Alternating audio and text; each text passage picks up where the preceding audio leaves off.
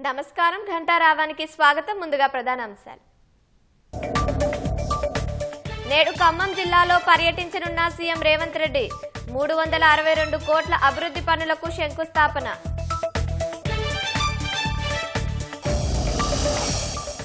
మేడారంలో తొలిసారి సమావేశం కానున్న మంత్రివర్గం. మున్సిపల్ ఎన్నికలు సహా కీలక అంశాలపై మథనం.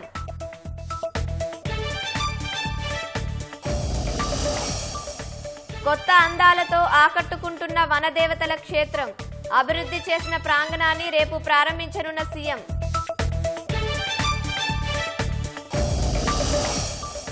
ఇండిగో సంక్షోభంపై కన్నెర్ర చేసిన డీజీసీఏ. 22 కోట్ల జరిమానా, ఉన్నత ఉద్యోగులకు హెచ్చరిక.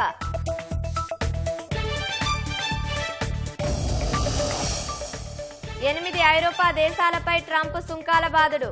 గ్రీన్లాండ్పై మద్దతివ్వనందుకు 10% దిగుమతి పన్ను.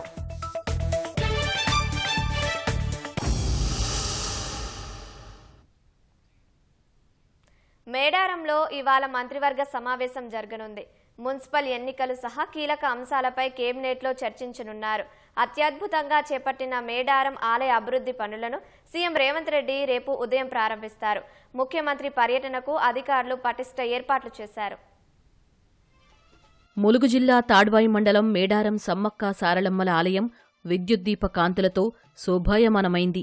ముఖ్యమంత్రి రేవంత్ రెడ్డి రాక కోసం చేసిన ప్రత్యేక ఏర్పాట్లతో మేడారం పరిసరాలు దేదీప్యమానమయ్యాయి. ఆలయ అభివృద్ధి పనులు పూర్తి కావడంతో ప్రారంభోత్సవం కోసం ముఖ్యమంత్రి రేవంత్ రెడ్డి ఇవాళ మేడారానికి విచ్చేస్తున్నారు.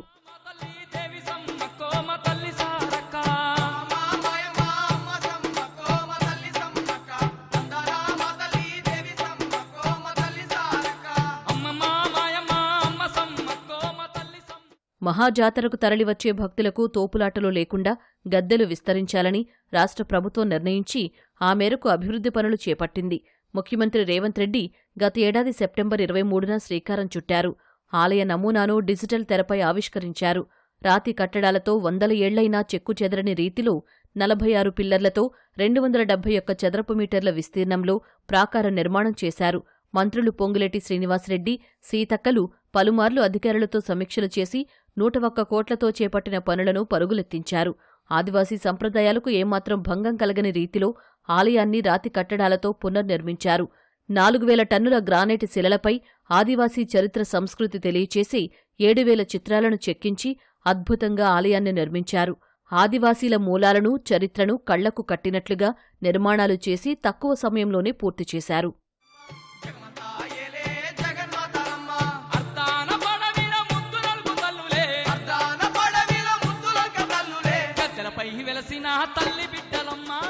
మేడారం వనదేవతలపై ముఖ్యమంత్రి రేవంత్ రెడ్డి అత్యంత భక్తి విశ్వాసాలు చూపిస్తారు. గత సార్వత్రిక ఎన్నికలకు ముందు వనదేవతలను దర్శించుకుని రాష్ట్ర వ్యాప్తంగా పాదయాత్రను నిర్వహించి అధికారం చేపట్టారు. ఈసారి మేడారంలో కేబినెట్ భేటీ కావడం మరో ప్రత్యేకత. హైదరాబాద్ వెలుపల తొలిసారిగా మేడారంలో ముఖ్యమంత్రి సారథ్యంలో మంత్రివర్గం సమావేశమవుతోంది. మున్సిపల్ ఎన్నికలు, గోదావరి పుష్కరాలపైన కేబినెట్ కీలకంగా చర్చించనుంది. మేడారం అభివృద్ధికి అధిక ప్రాధాన్యమిస్తున్నామని ప్రజలకు తెలిసేలా మరిన్ని పనులకు అనుమతించే సూచనలు ఉన్నాయి. పొట్లపూర్ ఎత్తిపోతలకు ఆమోదం తెలిపే అవకాశం ఉందని తెలుస్తోంది. మంత్రులు, ఉన్నతాధికారులంతా మేడారానికి రానుండడంతో వనదేవతల చెంత కోలాహలం నెలకొననుంది. ముఖ్యమంత్రి ఖమ్మం నుంచి నేరుగా సాయంత్రం 4 గంటలకు మేడారానికి చేరుకుని తొలుత అభివృద్ధి పనులను పరిశీలిస్తారు. అనంతరం హరిత హోటల్లో కేబినెట్ సమావేశమవుతుంది. ఇందుకోసం జిల్లా యంత్రాంగం విస్తృతమైన ఏర్పాట్లు చేసింది. హరిత హోటల్ ప్రాంగణాన్ని అందంగా తీర్చిదిద్దారు. ముఖ్యమంత్రికి ఆహ్వానం పలుకుతూ బ్యానర్లు, ఫ్లెక్సీలను పార్టీ నేతలు ఏర్పాటు చేశారు. సోమవారం ఉదయం 6:30 తర్వాత మేడారం అభివృద్ధి పనులను ప్రారంభిస్తారు. అనంతరం హెలికాప్టర్లో హైదరాబాద్కు వెళతారు. చారిత్రాత్మకమైనటువంటి కట్టడాలు ఇవాళ ఈ రకంగా కట్టుకున్న తర్వాత మొదటి జాతర మనం నిర్వహించుకుంటున్నాం. మరి సీఎం గారు, మంత్రులందరూ కూడా 4:30-5 గంటల లోపు ఇక్కడ ల్యాండ్ అవుతారు, ఇక్కడికి వస్తారు. వచ్చిన తర్వాత ఇక్కడ జరుగుతున్న కొన్ని పనులను పరిశీలించి అనంతరం క్యాబినెట్ నిర్వహించుకొని తర్వాత మరి ఏదైతే మన ప్రాంత సాంస్కృతిక కార్యక్రమాలు డోళ్ళు కానీ అదేవిధంగా డ్యాన్సులు కానీ కోయ డ్యాన్స్ కానీ ఇట్లా ఇవన్నీ కూడా ఐటీడీ వారి ఆధ్వర్యంలో మనం ఏర్పాటు చేస్తున్నాం. గుడి పక్కనే సాంస్కృతిక కార్యక్రమాలు ఉంటాయి. అనంతరం ఇక్కడ భోజనం కూడా చేసి ఇక్కడే బస చేస్తారు. తెల్లారి పొద్దున్నే 6:30-7 గంటల మధ్య గుడి ప్రారంభోత్సవం చేసుకొని దర్శనం చేసుకొని సమ్మక్క సారలమ్మను సీఎం గారు, ఇతర మంత్రులు, ఇతర సోదరులందరూ కూడా తిరుగు ప్రయాణం జరుగుతుంది. ముఖ్యమంత్రి మంత్రులకు ఘనమైన ఆతిథ్యమిచ్చేందుకు అధికారులు అన్ని ఏర్పాట్లు చేశారు. ఆదివాసీ రుచులతో ఘుమఘుమలాడే వంటకాలను అతిథుల కోసం సిద్ధం చేస్తున్నారు. ఈ భోజనం మెనూలో ఇప్ప పువ్వు లడ్డు, ఇప్ప పువ్వు ఛాయ, కర్కాయ ఛాయ, బొంగు చికెను, గోదావరి చేపలు అన్నీ ఇక్కడ ములుగు ప్రాంతంలో దొరికినాయి.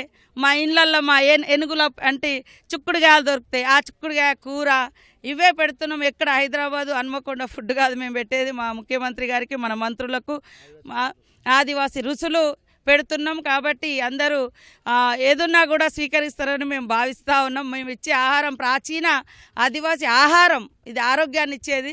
కాబట్టి నేను కూడా ఈ మధ్యకాలంలో ఎప్పుడు ఇప్ప పువ్వు ఛాయ్ తాగలే. ఇప్ప పువ్వు ఛాయ, కర్కాయ ఛాయ్ 2 తాగిన సూపర్గా చేసిండ్రు మా వాళ్ళు. కాబట్టి రాహుల్ గాంధీ గారికి చేసిన బొంగు చికెన్ మెను ఇప్పుడు ఆయన అప్పులుగాడ ఇప్పుడు బొంగు చికెన్ ఇక్కడ చేయడానికి వస్తున్నాడు. చాలా సంతోషం. మన జీవితంలో మన ఊర్లలో రొటీన్గా చేసుకునే మెను ఈసారి వీళ్ళకి అతిథులకు కూడా పెడతా ఉన్నాం.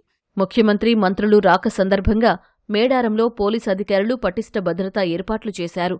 అనుమతి లేకుండా డ్రోన్ కెమెరాలు ఎగురవేయరాదని ఆదేశాలు జారీ చేశారు. భక్తులకు రద్దీ దృష్ట్యా మేడారం మార్గాల్లో ట్రాఫిక్ ఆంక్షలు విధించారు. సమ్మక్క సారలమ్మ మహాజాతర సందర్భంగా మేడారం పరిసరాలు కొత్త అందాలను సంతరించుకున్నాయి.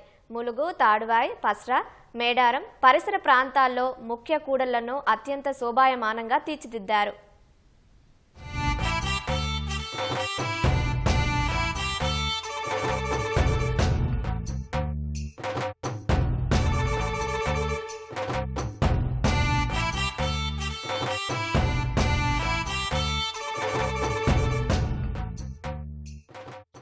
వనదేవతలు కొలువైన మేడారం భక్తులతో కోలాహలంగా మారింది. మహాజాతర మరో 10 రోజులుండగా భక్తులంతా మేడారం బాట పడుతున్నారు. గద్దెల పరిసరాలు భక్తులతో కిటకిటలాడుతున్నాయి. మహాజాతర సందర్భంగా మేడారం సరికొత్త అందాలతో అలరారుతోంది. ఆదివాసీ గిరిజన సంప్రదాయాలు ఉట్టిపడే విధంగా ప్రకృతి రమణీయత కళ్లకు కట్టినట్లుగా ముఖ్య కూడళ్లను అందంగా తీర్చిదిద్దారు.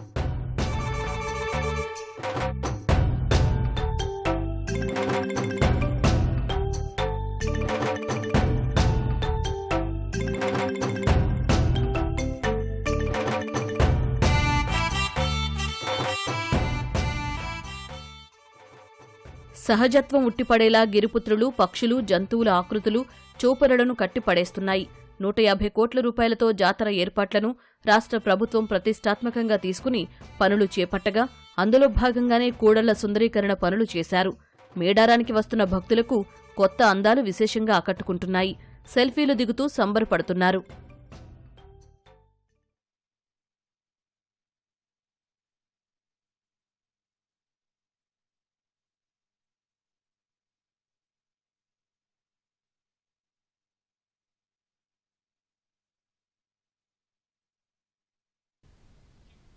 మేడారం జాతర సమీపిస్తున్న వేళ భక్తులు పోటెత్తుతున్నారు. రాష్ట్రం నలుమూలల నుంచి తరలి వచ్చిన వనదేవతలు దర్శించుకుంటున్నారు. మరోవైపు సీఎం రానున్న నేపథ్యంలో ఏర్పాట్లు సైతం చురుగ్గా సాగుతున్నాయి. మరింత సమాచారం మా ప్రతినిధి రవిచంద్ర ప్రత్యక్ష ప్రసారం ద్వారా అందిస్తారు. మేడారం భక్తులతోటి కిటకిటలాడుతోంది. ఇవాళ ఆదివారం కావడం, సెలవు దినం కావడంతో ఇవాళ కూడా పెద్ద సంఖ్యలో భక్తులు తల్లుల దర్శనాని కోసం విచ్చేస్తున్నారు. తనివి తీరా అమ్మలను దర్శించుకుంటున్నారు. ముఖ్యంగా హైదరాబాద్ నుంచి, అలాగే ఈ వరంగల్ జిల్లా పరిసర ప్రాంతాల నుంచి, నిజామాబాద్, ఖమ్మం తదితర ప్రాంతాల నుంచి పెద్ద సంఖ్యలో భక్తులంతా కూడా మేడారానికి విచ్చేస్తున్నారు. ఆ క్యూలైన్లలో వచ్చి సమ్మక్క సారలమ్మ, పైడిద గోవిందరాజుల గద్దెలను దర్శించుకుంటున్నారు. తమ ముందస్తుగా మొక్కులను చెల్లించుకుంటున్నారు. అలాగే చాలా దూరం నుంచి కూడా వాహనాలు ఎక్కువ వచ్చిన వాళ్ళంతా కూడా వాహనాలను పార్క్ చేసి అక్కడి నుంచి జంబన్నవాగులో స్నానాలు చేసి కుటుంబ సమేతంగా వచ్చి మొక్కులు చెల్లించుకుంటున్నారు. చీరాసారే, అలాగే పసుపు కుంకుమ సమ్మక్క సారలమ్మలకు సమర్పించుకుంటున్నారు. నిలువెత్తు బంగారాన్ని కూడా కానుకగా ఇచ్చుకొని సంతృప్తితో దర్శనాలు జరుగుతున్నాయి. గత వారం 10 రోజుల నుంచి కూడా మేడారం పరిసరాలు భక్తజన సంద్రంగా మారుతున్నాయి. జాతర ఈ నెల 28 నుంచి 31 వరకు 4 రోజుల పాటు అంగరంగ వైభవంగా జరగనుంది. అయితే జాతరకు ముందే కూడా ఇటు సంక్రాంతి సెలవులు రావడంతో ఈ పెద్ద సంఖ్యలో భక్తులంతా కూడా వీక్షిస్తున్నారు. ఇవాళ ఆదివారం కావడంతో కూడా ఉదయం నుంచి కూడా భక్తుల రద్దీ ఎక్కువగానే ఉంది. ఇక అలాగే ఇవాళ ముఖ్యమంత్రి సాయంత్రం ఖమ్మం నుంచి ఖమ్మంలో కార్యక్రమాలు చూసుకుని నేరుగా సాయంత్రం 4:30 గంటలకు ముఖ్యమంత్రి రేవంత్ రెడ్డి ఇక్కడికి విచ్చేస్తారు. ఆ తర్వాత ఆలయ అభివృద్ధి పనులను వీక్షిస్తారు. అలాగే అన్నిటికన్నా ముఖ్యమైనది కేబినెట్ సమావేశాన్ని కూడా ఇక్కడే నిర్వహిస్తున్నారు. దీంతో మంత్రులంతా కూడా మధ్యాహ్నం తర్వాత ఇక మంత్రులంతా కూడా మేడారం బాట పట్టనున్నారు. ఇక పోలీసులు ఇటు వీఐపీల రాక అలాగే భక్తుల దర్శనాలు మొత్తం కోలాహలంగా మారినటువంటి మేడారంలో పటిష్ట బందోబస్తు ఏర్పాట్లు చేశారు. ఓవైపు వీఐపీల తాకిడి ఉన్న కూడా ఎక్కడ భక్తులకు దర్శనాలు ఇబ్బందులు కలగకుండా కూడా చర్యలు చేపట్టారు. అలాగే అణువు కూడా భద్రతా ఏర్పాట్లు చాలా కట్టుదిట్టమైనటువంటి భద్రతా ఏర్పాట్లు చేశారు. అలాగే కేబినెట్ భేటీ ఇక్కడ హరిత హోటల్లో నిర్వహించడానికి అన్ని ఏర్పాట్లు పూర్తయ్యాయి. అలాగే పార్టీ నాయకులు ముఖ్యమంత్రికి మంత్రులకు ఘన స్వాగతం పలికేందుకు అన్ని ఏర్పాట్లు చేశారు. ఇప్పటికే ఫ్లెక్సీలతోటి బ్యానర్లతోటి మొత్తం ఈ హరిత హోటల్ పరిసర ప్రాంతాలన్నీ కూడా నిండిపోయాయి. సాయంత్రం 4:30 ప్రాంతంలో ముఖ్యమంత్రి ఇక్కడికి వస్తారు. మంత్రులంతా కూడా వస్తారు. కేబినెట్ భేటీ జరుగుతుంది. ఆ తర్వాత ఇక్కడికి వచ్చి గద్దెల ప్రాంగణాన్ని వీక్షిస్తారు. అలాగే జంపన్న వాగు ఆర్టీసీ బస్టాండ్ తదితర ప్రాంతాలను కూడా ముఖ్యమంత్రి పరిశీలిస్తారు. అలాగే ఇక్కడ సాంస్కృతిక కార్యక్రమాలను కూడా ఏర్పాటు చేశారు. సాంస్కృతిక కార్యక్రమాలను తిలకించి రాత్రి ఇక్కడే బస చేస్తారు. అలాగే ముఖ్యమంత్రికి రాత్రి ఇక్కడే బస చేసి రేపు ఉదయం 6:30 నుంచి 7:30 మధ్య ఆయన ఈ దేవాలయ అభివృద్ధి పనులు ఏదైతే 250 కోట్లతో చేపట్టినటువంటి ఆలయ అభివృద్ధి గద్దెల విస్తరణ పనులను ప్రారంభిస్తారు. ఆ తర్వాత ఈ ప్రారంభోత్సవ కార్యక్రమాన్ని ముగించుకొని ఆయన హైదరాబాద్ బయలుదేరి వెళ్తారు. ఇక పోలీసులు మాత్రం చాలా కట్టుదిట్టమైనటువంటి ఏర్పాట్లు చేశారు. ఎక్కడ ఎవరికి ఇటు భక్తులకు కానీ ఎక్కడ ఎలాంటి ఇబ్బందులు లేకుండా దర్శనాలు సాఫీగా జరిగేలా చర్యలు తీసుకుంటూనే పటిష్ట బందోబస్తు ఏర్పాట్లలో పోలీసులంతా నిమగ్నమయ్యారు. ముఖ్యంగా వాహనాల తాకిడి ఎక్కువగా ఉంది. చాలామంది ప్రైవేటు వాహనాలు భక్తులంతా కూడా మేడారానికి విచ్చేస్తున్నారు. ఆ ప్రైవేటు వాహనాల కోసం ప్రత్యేకంగా ఏర్పాటు చేసిన పార్కింగ్ స్థలాల్లో వాహనాలు పార్కింగ్ చేసి వారంతా కూడా గద్దెల వద్దకు విచ్చేస్తున్నారు. Over to studio.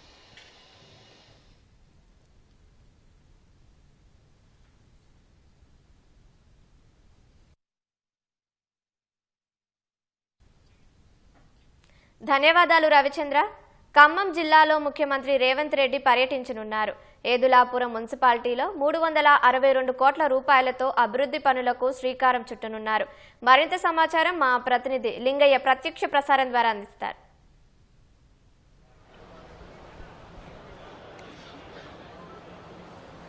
సరిగ్గా 11:45 ముఖ్యమంత్రి రేవంత్ రెడ్డి ఖమ్మం జిల్లా పాలేరు నియోజకవర్గంలోని ఏదులాపురం మున్సిపాలిటీకి చేరుకుంటారు. మున్సిపాలిటీలో దాదాపు 362 కోట్లతో ఏర్పాటు చేసిన వివిధ అభివృద్ధి కార్యక్రమాలకు శంకుస్థాపనలు, ప్రారంభోత్సవాలు నిర్వహిస్తారు. అదేవిధంగా రాబోయే మున్సిపల్ ఎన్నికలపై కార్యకర్తలకు, ఉమ్మడి జిల్లా కార్యకర్తలందరికీ కూడా దిశానిర్దేశం చేసేందుకు ప్రత్యేకంగా భారీ సభను కూడా ఏర్పాటు చేశారు. అన్ని నియోజకవర్గాల వారీగా ఎక్కడైతే పురపాలికలు ఉన్నాయో అదేవిధంగా నగరపాలిక సంస్థతో పాటు అన్ని పురపాలికలకు సంబంధించిన ముఖ్య నాయక గణాన్నంతా కూడా ఇక్కడికి తరలిస్తున్నారు. అదేవిధంగా పాలేరు నియోజకవర్గం నుంచి కూడా భారీగా జన సమీకరణ ఏర్పాటు చేస్తున్నారు. తొలిసారిగా ఏర్పాటు అయిన పురపాలికగా ఉన్న ఏదులాపురం మున్సిపాలిటీలో దాదాపు ఒకే రోజు 362 కోట్ల నిధులతో ఇవాళ వివిధ అభివృద్ధి పనులకు శంకుస్థాపనలు, ప్రారంభోత్సవాలు చేయబోతున్నారు.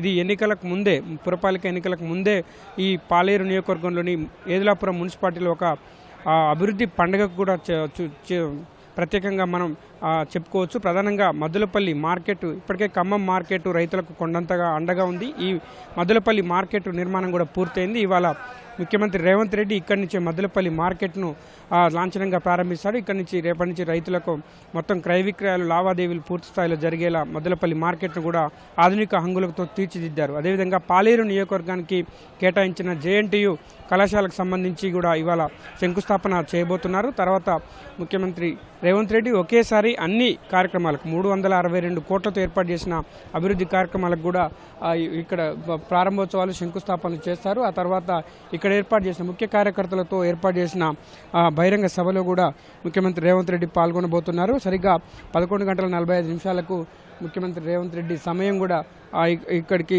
ప్రత్యేక హెలికాప్టర్ ద్వారా వస్తారు. ఈ హెలికాప్టర్ నుంచి తర్వాత నేరుగా ఇక్కడికి చేరుకుంటారు. ఇక్కడ చేరుకున్న తర్వాత ఒకేసారి అన్ని అభివృద్ధి కార్యక్రమాలకు సంబంధించిన శంకుస్థాపనలు ప్రారంభోత్సవాలు కూడా చేయబోతున్నారు. ప్రధానంగా మద్దులపల్లిలో జేఎన్టీయు కళాశాల శంకుస్థాపన, అదేవిధంగా నర్సింగ్ కళాశాలను కూడా ఇప్పటికే ఇక్కడ భారీ అంగులతో నిర్మించారు. దాన్ని ప్రారంభోత్సవం చేస్తారు.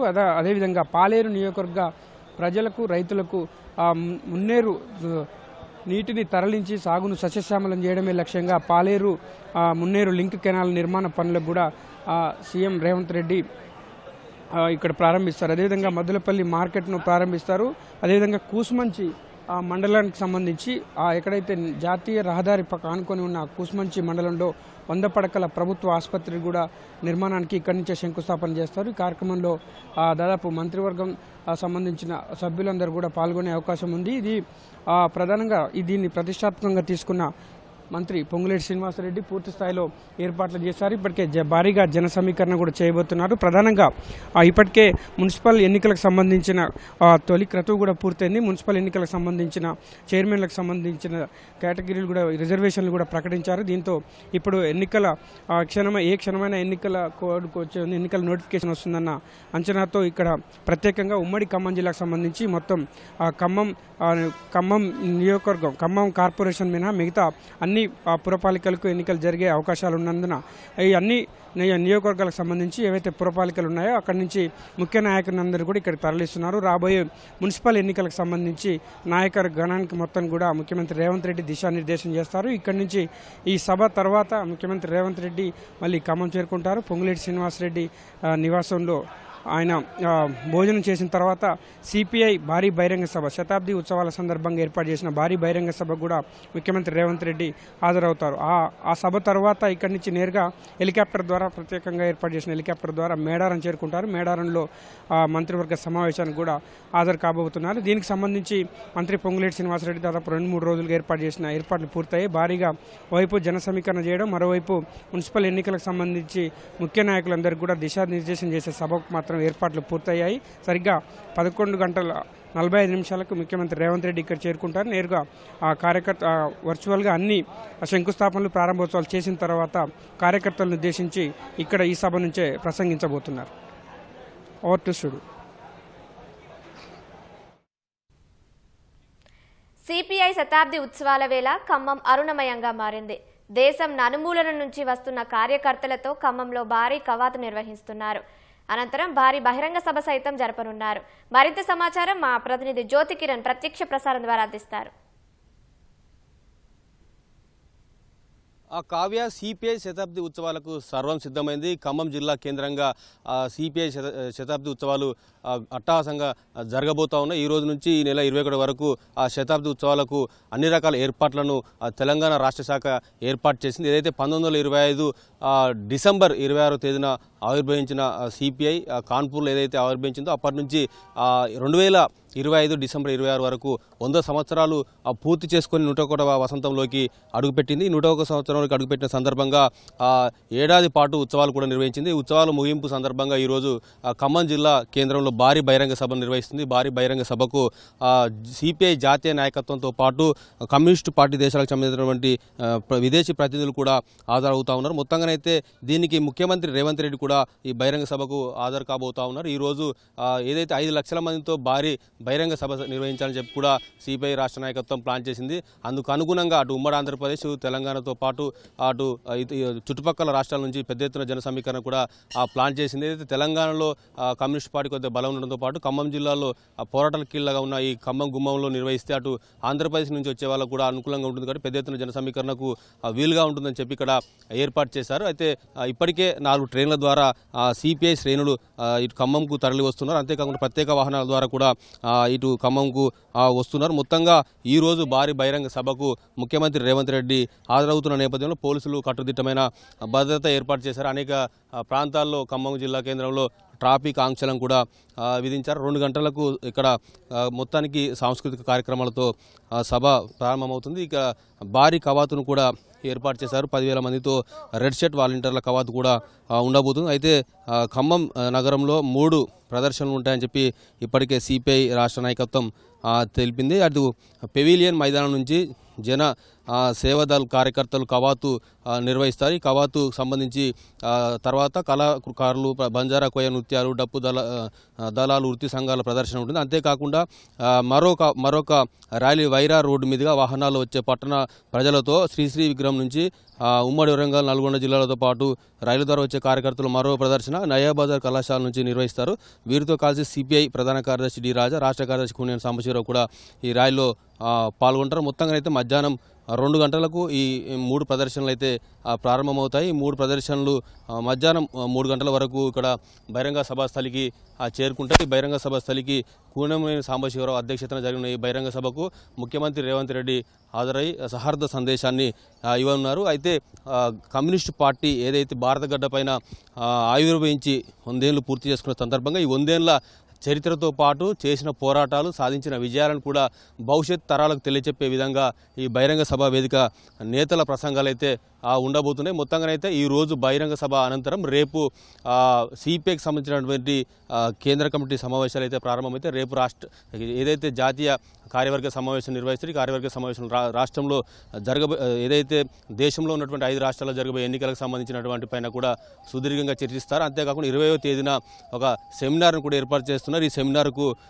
5 కమ్యూనిస్టు పార్టీలతో పాటు అధికార పార్టీకి సంబంధించినటువంటి కాంగ్రెస్ సంబంధించినటువంటి ఉప ముఖ్యమంత్రి బట్టి విక్రమార్క కూడా హాజరయ్యే అవకాశం ఉన్నట్లయితే పార్టీ వర్గాలు చెప్తాయి. తర్వాత జాతీయ కౌన్సిల్ సమావేశాలు జరగబోతున్నట్లయితే పార్టీ వర్గాలు అయితే చెప్పాయి. మొత్తంగా ఈ 21వ తేదీ వరకు జరిగే ఈ సమావేశాలకు సంబంధించినటువంటి ఉత్సవాలకు సంబంధించినటువంటి అన్ని ఏర్పాట్లను అయితే సిపిఐ రాష్ట్ర నాయకత్వం అన్ని ఏర్పాటు చేసింది. పోలీసులు కూడా కట్టుదిట్టమైన భద్రత ఏర్పాటు చేశారు. మన విజువల్స్లో చూడొచ్చు. పోలీసులు ఏదైతే బహిరంగ స్థలి ఉందో ఈ బహిరంగ దగ్గరికి చేరుకొని ఏదైతే భద్రతను పర్యవేక్షిస్తున్నారో, ఎందుకంటే అటు ముఖ్యమంత్రి రేవంత్ రెడ్డితో పాటు సిపిఐ అగ్రనాయకత్వంతో పాటు కమ్యూనిస్ట్ దేశాలకు సంబంధించిన ప్రతినిధులు ఈ బహిరంగ సభకు వస్తున్న నేపథ్యంలో భద్రతను అయితే పర్యవేక్షిస్తున్నారు. అన్ని రకాల ఏర్పాట్లను అయితే చేశారు. అందరినీ క్షుణ్ణంగా పరిశీలించిన తర్వాతనే బహిరంగ సభ స్థలికి వెళ్లే విధంగానైతే అన్ని ఏర్పాట్లను అయితే చేశారు. ఇప్పటికే ఖమ్మం నగరం మొత్తం కూడా ఎర్రమయమైందని చెప్పుకుంటూ సిపిఐ జెండాలతో పాటు తోరణాలతో మొత్తం ఖమ్మం నగరం కూడా ఎర్రమయమైందని కూడా చెప్పుకోవచ్చు. మొత్తంగా అయితే అరుణ సైన్యం పెద్ద ఎత్తున నగరంలో కవాతు చేయనున్న నేపథ్యంలో అటు సిపిఐ శ్రేణులు పెద్ద సంఖ్యలో వస్తున్న నేపథ్యంలో ఎవరికి ఎలాంటి ఇబ్బందులు తలెత్తకుండా అటు సిపిఐ రాష్ట్ర నాయకత్వంతో పాటు జిల్లా యంత్రాంగం కూడా పూర్తి స్థాయిలో అన్ని రకాల ఏర్పాట్లు అయితే చేసి ప్రస్తుతం బహిరంగ స్థలి వద్దనైతే అన్ని రకాల ఏర్పాట్లను చేశారు. సభా స్థలిని కూడా 6 అడుగుల వేదికను కూడా ఏర్పాటు చేశారు. 6 అడుగుల వేదికతో పాటు అంతేకాకుండా దాని వెనుక కూడా ఎల్ఈడి స్క్రీన్స్ కూడా అంతే స్థాయిలో ఎల్ఈడి తెరను కూడా ఏర్పాటు చేశారు. అటు సీటింగ్ కూడా 40,000 మంది కూర్చొని బహిరంగ సభను వీక్షించేలా కూడా కుర్చీలను కూడా ఏర్పాటు చేశారు. ఏదైతే సిపిఐ పెద్ద ఎత్తున తరలి వస్తున్న నేపథ్యంలో వాళ్ళకు ఎలాంటి ఇబ్బంది తలెత్తకుండా అన్ని రకాల ఏర్పాట్లను అయితే ఇక్కడ చేసిన పరిస్థితి. Over to studio. ధన్యవాదాలు జ్యోతి కిరణ్. సంక్రాంతికి ఊర్ల నుంచి తిరిగి హైదరాబాద్ వస్తున్న వారితో రహదారులు రద్దీగా మారాయి. నార్కట్పల్లి వద్ద పరిస్థితిని మా ప్రతినిధి ఈశ్వర్ ప్రత్యక్ష ప్రసారం ద్వారా అందిస్తారు. విజయవాడ హైదరాబాద్ జాతీయ రహదారిపైన అయితే వాహనాల రద్దీ కొనసాగుతుంది. ముఖ్యంగా సంక్రాంతి సెలవుల కోసం పల్లెలకు వెళ్ళిన వాళ్ళందరూ కూడా తిరిగి భాగ్యనగర్ హైదరాబాద్కి తిరిగి వస్తున్నారు. ఈ క్రమంలో ఇటు హైదరాబాద్ దగ్గర సమీప ప్రాంతాలు మొత్తం కూడా ఒకసారిగా రద్దీగా మారిందని కూడా చెప్పుకోవచ్చు. ముఖ్యంగా ఇటు ఆంధ్రప్రదేశ్ నుంచి ఇటు తెలంగాణ ప్రాంతం సరిహద్దు ప్రాంతమైనటువంటి కోదాడ దగ్గర అయితే వాహనాల రద్దీ అయితే నెలకొంది. వాహనాలన్నీ కూడా అక్కడ చాలా నెమ్మదిగా వెళ్తున్నాయి. తర్వాత ఇక్కడ గుంటూరు నుంచి హైదరాబాద్ వచ్చే వారందరూ కూడా మిర్యాలగూడ వద్ద కూడా కాస్త వాహనాలన్నీ కూడా ఆగి నెమ్మదిగా వెళ్తున్న పరిస్థితి ఉంది. ముఖ్యంగా ఇటు గుంటూరు నుంచి హైదరాబాద్ వచ్చే వాహనాలన్నీ కూడా దారి మళ్లింపు చర్యలు అయితే కొనసాగుతున్నాయి. ముఖ్యంగా మిర్యాలగూడ నుంచి హాలియా, చింతపల్లి, మాల్ ఈ విధంగా హైదరాబాద్ తరలిస్తున్నారు. అదేవిధంగా గుంటూరు నుంచి మాచర్ల మీదుగా కూడా నాగార్జునసాగర్ హైవే మీదుగా ఇటు హైదరాబాద్ అన్నిటికీ కూడా వాహనాలన్నీ కూడా తరలిస్తున్నారు. అయితే ఈ ఎక్కడా కూడా వాహనాలకి ఈ ట్రాఫిక్ సమస్య తలెత్తకుండా కూడా పోలీసులు అయితే పకడ్బందీగా ఏర్పాటు చేశారు. ముఖ్యంగా ఈ నల్గొండ జిల్లా పరిధిలో మొత్తం కూడా 450 మంది పోలీస్ సిబ్బందిని ఏర్పాటు చేసి ఈ ప్రధాన కూడళ్ల వద్ద ట్రాఫిక్ సమస్య తలెత్తకుండా కూడా ఎప్పటికప్పుడు ట్రాఫిక్ని కూడా ఎప్పటికప్పుడు పోలీసులు అయితే క్రమబద్ధీకరిస్తున్నారు. ముఖ్యంగా ఇక్కడ నల్గొండ జిల్లా పరిధిలో చూసుకుంటే చిట్యాల, పెదకాపర్తి ఈ రెండు కూడా ఇక్కడ ఫ్లైఓవర్ నిర్మాణాలు జరుగుతున్నాయి. ఇక్కడైతే వాహనాలన్నీ కూడా కాస్త నెమ్మదిగా కలుగుతున్న పరిస్థితిలో ఉంది. ఈ తర్వాత చౌటప్పల ప్రాంతంలో కూడా అక్కడ ఫ్లైఓవర్ నిర్మాణాల కారణంగా అక్కడ కూడా కాస్త ప్రధాన కూడళ్లు కావడంతో అక్కడ వాహనాలన్నీ కూడా నెమ్మదిగా కలుగుతున్నాయి. ప్రస్తుతం అయితే ఎక్కడ కూడా వాహనాలన్నీ కూడా ఆగకుండా వెళ్తున్న పరిస్థితి ఉంది. అయితే కోదాడ ఈ సరిహద్దు ప్రాంతం కాబట్టి ఇటు తెలంగాణకి ఇటు ఏపీకి రెండు సరిహద్దు ప్రాంతాలు కాబట్టి అక్కడైతే కాస్త రామాపురం క్రాస్ రోడ్డు వద్ద అయితే వాహనాలన్నీ కూడా చాలా నెమ్మదిగా కలుగుతున్నాయి. ఆ తర్వాత ఎక్కడ కూడా వాహనాలన్నీ కూడా ఆగకుండా ఎప్పటికప్పుడు వాహనాలన్నీ కూడా వెళ్తున్నాయి. సూర్యాపేట జిల్లాలో కూడా వాహనాలన్నీ కూడా స్మూత్గా వెళ్తున్నాయి. ఎక్కడైనా ట్రాఫిక్ సమస్య తలెత్తితే వెంటనే డైవర్షన్ ఇవ్వడానికి కూడా పోలీసులు అయితే ఏర్పాట్లు చేశారు. ప్రస్తుతం అయితే హైదరాబాద్ టు విజయవాడ జాతీయ రహదారిపైన ఎలాంటి డైవర్షన్ లేకుండా కూడా విజయవాడ నుంచి వచ్చే వాహనాలన్నీ కూడా డైరెక్ట్గా హైదరాబాద్ మీద పంపిస్తున్నారు. పంతంగ టోల్ ప్లాజా వద్ద అయితే వాహనాలు కాస్త ఆగుతూ వెళ్తున్నాయి. అక్కడ కూడా ఎలాంటి ట్రాఫిక్ జామ్ కూడా లేదు. అయితే అద్దంకి నార్కెట్పల్లి హైవే మీద అయితే కాస్త వాహనాలు అయితే నెమ్మదిగా కలుగుతున్న పరిస్థితి ఉంది. ముఖ్యంగా ఇటు పొందుగోల బ్రిడ్జి, అదేవిధంగా దామర్చర్ల, మిర్యాలగూడ, ఆ తర్వాత నల్గొండ ఇక్కడ కాస్త వాహనాలన్నీ కూడా చాలా నెమ్మదిగా కలుగుతున్నాయి. అయితే మిర్యాలగూడ వద్దే వాహనాలన్నీ కూడా దారి మళ్లింపు చర్యలు చేపడుతుంది. మిర్యాలగూడ నుంచి హాలియా, చింతపల్లి, మాల్ మీదుగా హైదరాబాద్ అన్ని కూడా తరలి వెళ్తున్నారు. ప్రస్తుతం అయితే హైదరాబాద్ టు విజయవాడ జాతీయ రహదారిపైన అయితే వాహనాలన్నీ కూడా చాలా స్మూత్గా వెళ్తున్నాయి. అక్కడక్కడ ప్రధాన జంక్షన్లు మాత్రమే కాస్త నెమ్మదిగా కలుగుతున్న పరిస్థితి ఉంది. అయితే హైదరాబాద్ టు విజయవాడ జాతీయ రహదారిపైన మొత్తం 17 బ్లాక్ స్పాట్లు ఉన్నాయి. ఈ 17 బ్లాక్ స్పాట్ల వద్ద కూడా పోలీసులు అయితే భారీగా మోహరించున్నారు. ఎక్కడ కూడా వాహనాలు ట్రాఫిక్ జామ్ తలెత్తకుండా కూడా పకడ్బందీగా ఏర్పాట్లు అయితే కొనసాగుతున్నాయి. నల్గొండ జిల్లా పరిధిలోనే సుమారు 450 మంది పోలీసులు అయితే ఇక్కడ ఈ ట్రాఫిక్ సమస్యలు తలెత్తకుండా కూడా ఏర్పాట్లు అయితే చేస్తున్నారు. అదేవిధంగా సూర్యాపేట జిల్లాలో కూడా సుమారు 350 మంది పోలీసులు అయితే ఉన్నారు. యాదాద్రి భువనగిరి జిల్లాలో మొత్తం 250 మంది పోలీసులు అయితే ఇక్కడ ప్రధాన జంక్షన్ల వద్ద ఉండి వాహనాలని కూడా స్ఫూర్తిగా వెళ్ళేదంగా కూడా పకడ్బందీగా ఏర్పాట్లు అయితే కొనసాగుతున్నాయి. ప్రస్తుతం అయితే హైవే మీద అయితే వాహనాల రద్దీ అయితే స్వల్పంగా ఉందని చెప్పుకోవచ్చు. ఎక్కడా కూడా బాలు తీరే పరిస్థితి కూడా లేదు. ఇది హైవే పైన ఉన్నటువంటి తాజా సమాచారం. Over to you. ధన్యవాదాలు ఈశ్వర్. దివంగత నటుడు మాజీ ముఖ్యమంత్రి నందమూరి తారక రామారావు 30వ వర్ధంతి సందర్భంగా ప్రముఖులు నివాళులర్పించారు. హైదరాబాద్లోని ఎన్టీఆర్ ఘాట్లో ఆయన సమాధి వద్ద నందమూరి బాలకృష్ణ, రామకృష్ణ, నారా లోకేష్, భువనేశ్వరి, పురంధేశ్వరి, కళ్యాణ్ రామ్ పుష్పాంజలి ఘటించి నివాళులర్పించారు. మాజీ మంత్రులు మోత్కుపల్లి నరసింహులు, బాబు మోహన్ సహా కంబంపాటి రామ్మోహన్, బక్కా నరసింహులు నివాళులర్పించారు. ఎన్టీఆర్ ఘాట్ను వివిధ రకాల పుష్పాలతో అలంకరించిన ట్రస్ట్ నిర్వాహకులు పరిసరాల్లో ఎన్టీఆర్ రాజకీయ, సినీ విశేషాలు తెలిపే చిత్రాలు ప్రదర్శించారు. సర్వమత ప్రార్థనలు ఏర్పాటు చేశారు. ఎన్టీఆర్ ఘాట్ వద్ద అభిమానులు ఆయన చేసిన సేవలను స్మరించుకున్నారు. సూర్య చంద్రులు ఉన్నన్నాళ్ళు ప్రజల గుండెల్లో ఎన్టీఆర్ బ్రతికే ఉంటారని బాలకృష్ణ అన్నారు.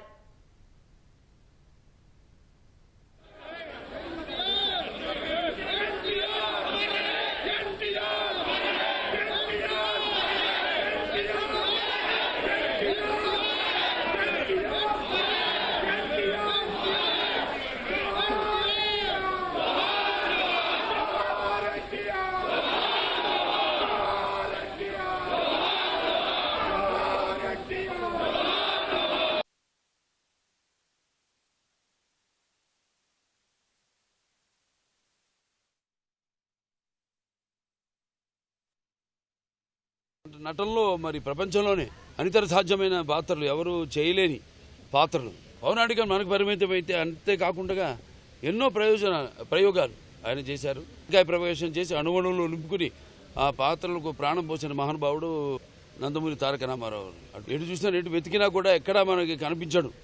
అలాగే రాజకీయంగా చూస్తే అప్పుడు ఆనాడు తెలుగుదేశం పార్టీని స్థాపించడం, అంతవరకు రాజకీయాలు దూరంగా ఉన్న వాళ్ళందరికీ చేయూతనిచ్చి బడుగు బలహీన వర్గాలు వాళ్ళైతేనేమి, తాడిత పీడిత కులాలు, మైనారిటీలు అందరూ కూడా ఈ యొక్క రాజకీయాల్లో ఉన్న ఈ అధికారంలో ఉన్న పదవులు దూరంగా ఉన్న వాళ్ళందరికీ చేయూతనిచ్చి తీసుకొచ్చి పదవులు కట్టబెట్టి సత్కరించిన మహానుభావుడు నందమూరి తారక రామారావు.